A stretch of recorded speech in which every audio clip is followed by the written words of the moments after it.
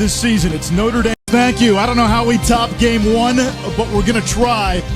For the 20th time this decade and the third time this season, it's Notre Dame and Duke, a trip to the semifinals of the NCAA lacrosse tournament on the line here in Hempstead, New York. Earlier today, Virginia closed out Maryland with a 6-0 run, an overtime win for UVA with more than a tinge of controversy.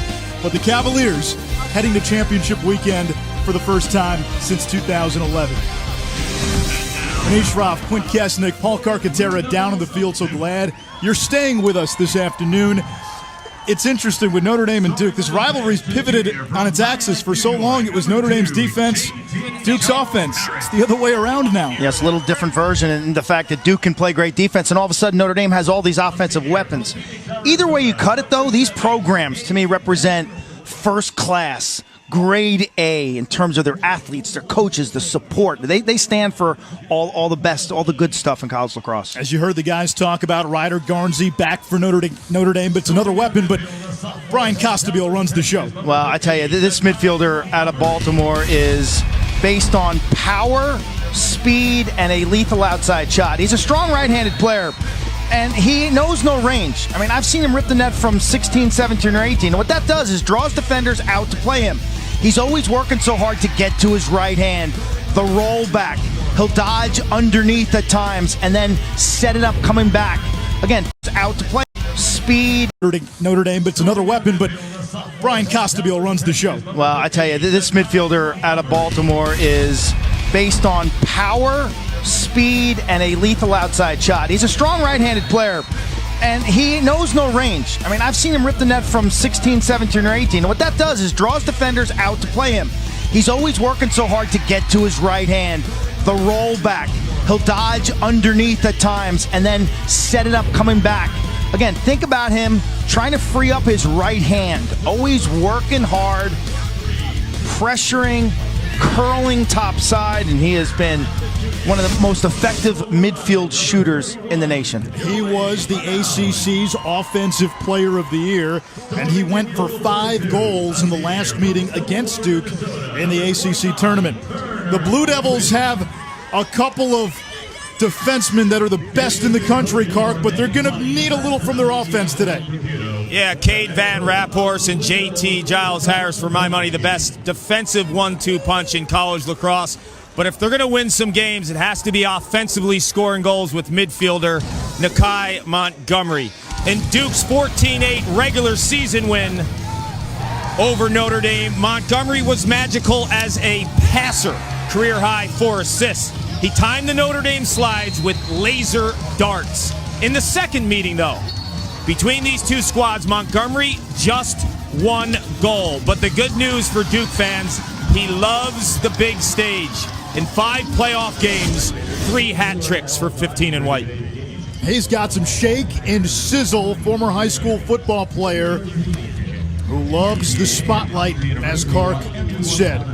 John Danowski has the most Division I wins of any lacrosse head coach, 400 plus, and this is a homecoming for him. A Long Island native, former teacher on the island, coached at Hofstra and CW Post, now looking to lead Duke to championship weekend for the 10th time in 13 years. Kevin Corrigan, longtime head coach at Notre Dame, more than 3 decades in South Bend.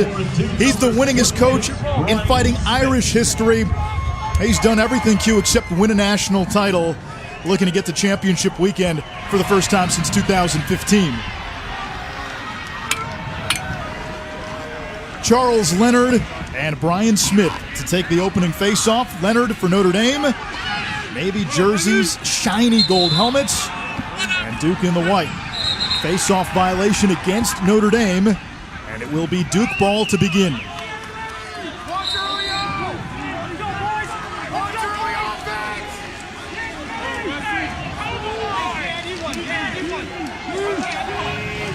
Third meeting of the season. Duke won easily in the regular season. Notre Dame got payback in the ACC tournament. And now they meet here in the quarterfinals in Hempstead, New York, on the campus of Hofstra. Kevin Quigley down the alley. Plays it to Joey Manown, scoreless in 2 games against the Irish.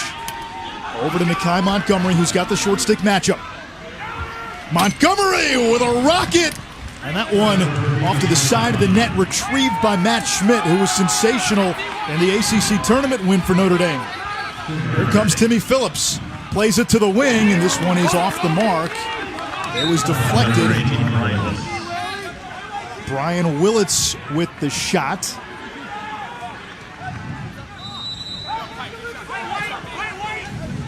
Brendan Gleason will initiate for Notre Dame against JT Giles Harris. Giles Harris has done a good job on Gleason this season. And now Quinn McCann, freshman out of Malvern, Pennsylvania, coming off a 4-point game in round 1. Phillips, shot and a save by Upgren. Duke's okay with Timmy Phillips taking that outside shot. Upgren's been really strong the second half of the season, but you talk about getting off to an easy, good start. You make a low save at your feet. It's not ideal placement for a shooter. And then you get the touch. You know, it's like a hockey goalie getting that early puck touch in your glove, and you get feeling comfortable. So a good start for Turner Upgren. Joe Robertson, sophomore out of Charlottesville, now plays it to Manown. Robertson's the team's leading scorer. Manown against Hugh Krantz. Notre Dame so disciplined on defense. We watched them practice yesterday. Constant chatter. Always talking and communicating. Like a bunch of robots under the tutelage of Jerry Byrne. The big question marks for Duke, regardless of which midfield's on there. Who can initiate, who can penetrate? And then, Clark, what type of behind-the-goal presence, what type of attack presence can they generate? That's been the big question, why they moved Brad Smith in the beginning of the season, and the answer really is still up in the air. I mean, you have some guys like Manown and Robertson who could score, but the X presence. Shot clock at 5. Duke's got to go quickly. Sneaking inside, and there is Joey Manown. He was Joey Bagels in the 2 meetings against Notre Dame prior, but he gets the Blue Devils on the board first. Well, there's your X presence, Kark. Yeah, you're not kidding me. Manown answers the bell. And to be quite honest, guys, we've seen flashes from this kid, just not crazy consistency. 31 in white. That jersey was donned by the great Jordan Wolfe, who won 2 national titles back-to-back in 13 and 14. Kind of looked like Wolfe there, Quint. Yeah, the 5'7" junior. Had the game winner against Denver early this season, some heroics. His brother, Matt, big goal in the Army-Navy game as the cadets. So Joey, it wouldn't surprise me if Joey would step it up today. He's always been the known quantity, the known quantity. This is what happens when you get into game 2 and you've had too much coffee. I think that was at 10 a.m. today when we were dealing with him in the press box, no? He and Ty Zanders going back and forth. Got heated. Guy Zanders. Just glad we made it here safe.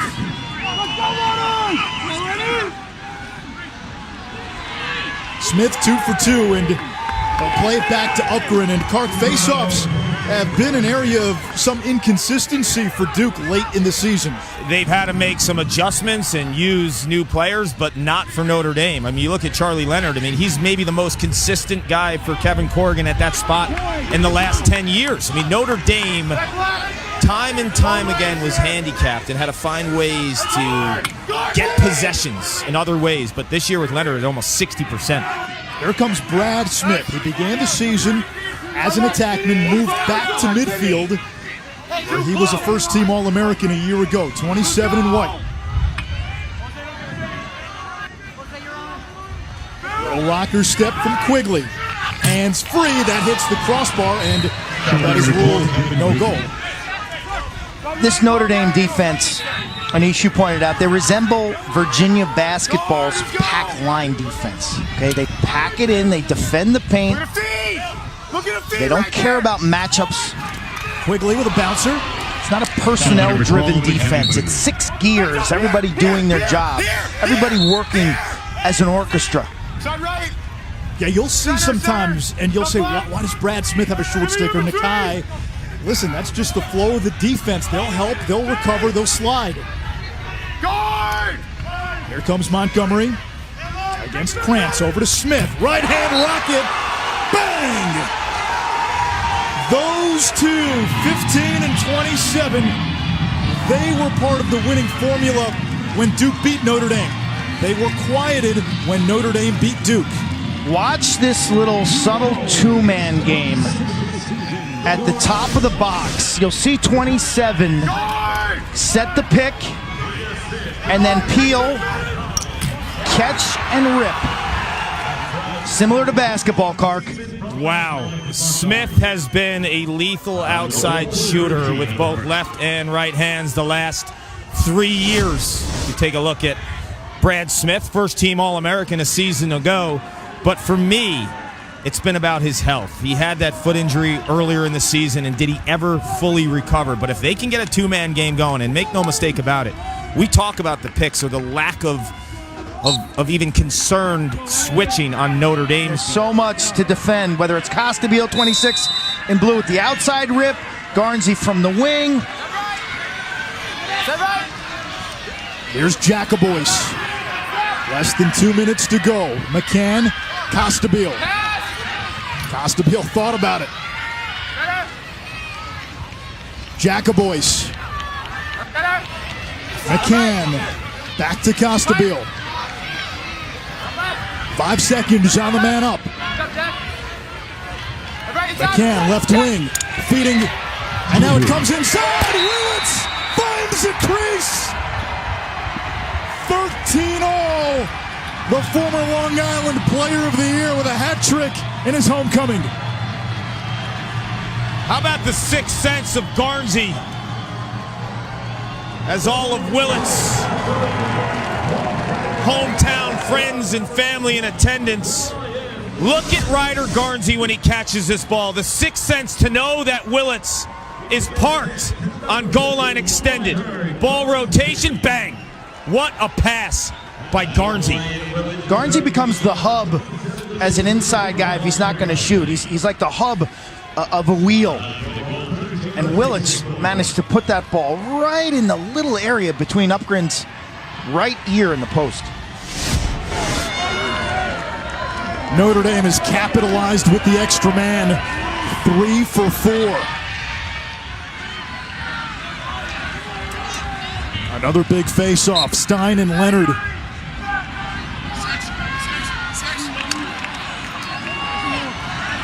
Shantz with the loose ball. And Notre Dame can hold. In fact, they can hold for one final shot. Kevin Corrigan calls a timeout. The Irish with the ball. And a chance to...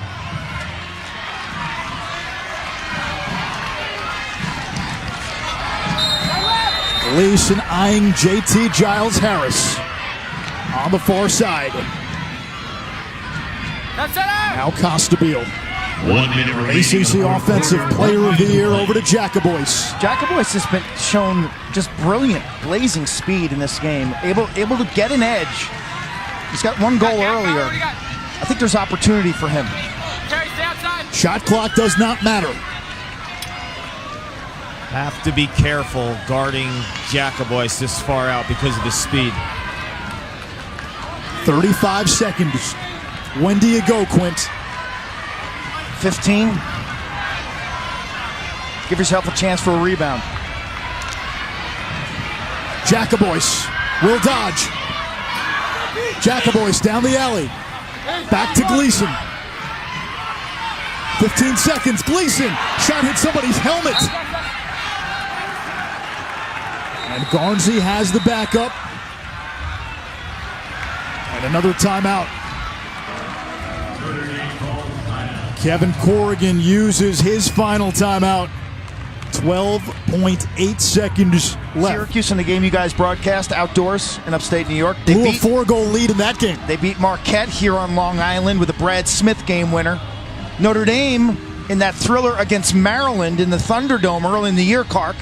Notre Dame beat Maryland in overtime, and then later in the year they lost to the Buckeyes of Ohio State in OT. When they've been good, yeah. When they've been good, we thought they could play and beat any team in the country. Almost even at the face-off X. Notre Dame is 115, Duke 14. Stein and Leonard.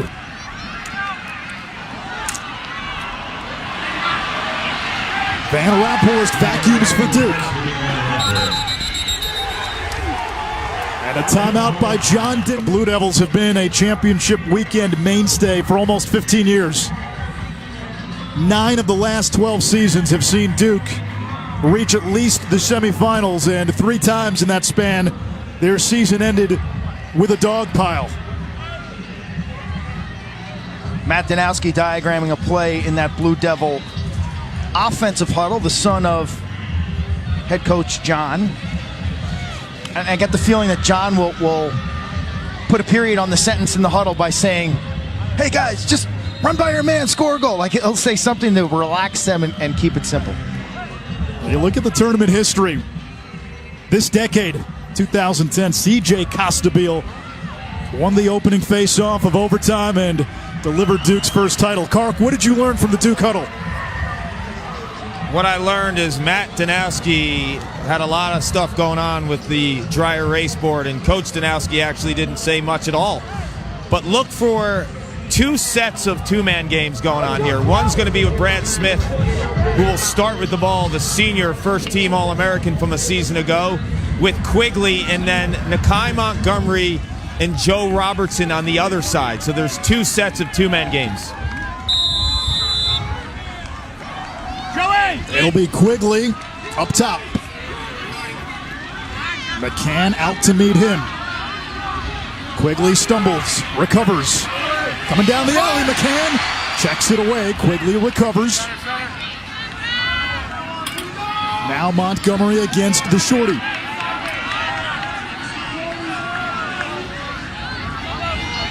Nakai gives it up.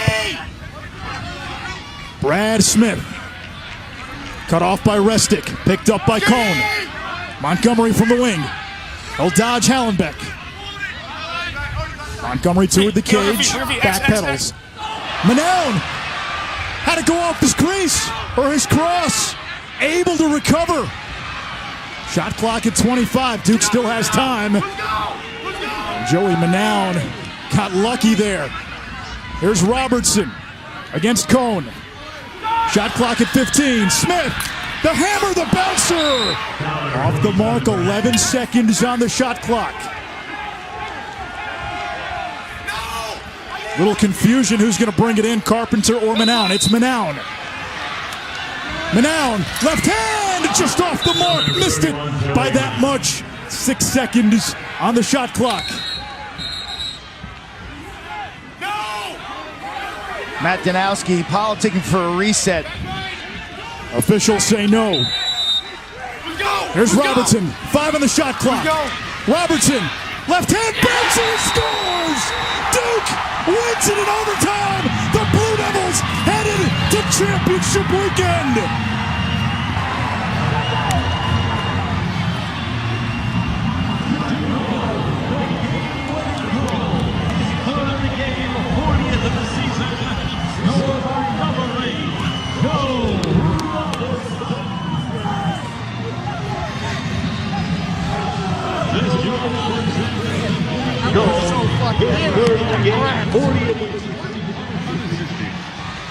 Two games here in Hampstead and 2 absolutely thrilling finishes. Joe Robertson, the sophomore from Charlottesville, with the shot clock running down.